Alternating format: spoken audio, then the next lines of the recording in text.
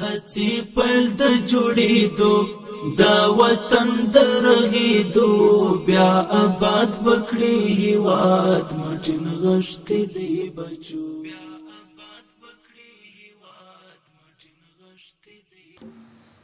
أعوذ بالله من الشيطان الرجيم بسم الله الرحمن الرحيم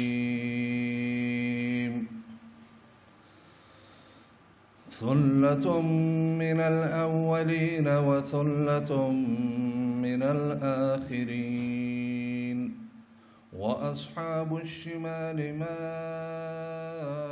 أصحاب الشمال في سمو پوهنې وزارت د یو لړ شاندارو مراسمو په ترڅ کې د 1403 لمریز کال د کانکور ازموینې 60 تنه ممتاز زده کوونکي وستایل.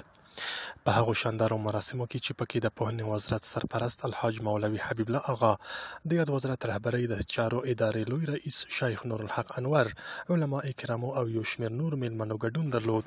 په ترڅ کې د 1403 لمریز کال د کانکور ازموینې 60 تنه مخکښ زده کوونکي او طالب العلمان وستایل شول. داسې د عصري علوم زده کول دا د نن ورځې ضرورت دی، دا کفایي فرض دی. که چیرې هېڅوک نه زده کوي نو د ټولو به غاړې بندي، او که یو ډله په عصري علومو کې کوشش وکړي او بیا داسې زیات کوشش وکړي لکه نن ورځ موږ تاسې د دې شلو ځوانانو د کوشش کولو په وجه باندې سره راجمع شوي وو. د یادو مراسمو په پیل کې د پوهنې وزارت سرپرست د غونډې ګډونوالو او میلمنو ته د ښه راغلاست پر مهال د ټولنې په پرمختګ او سمون کې د علم او پوهې پر اهمیت او رول خبرې وکړي او ویې ویل دیني علوم زموږ د ټولنې اساسي هدف دی او همدارنګه عصري علوم زموږ د ټولنې ضرورت دی. موږ متحد یو ترڅو د دواړو علومو په رڼا کې هېواد د ترقۍ او پرمختګ په لور ساو.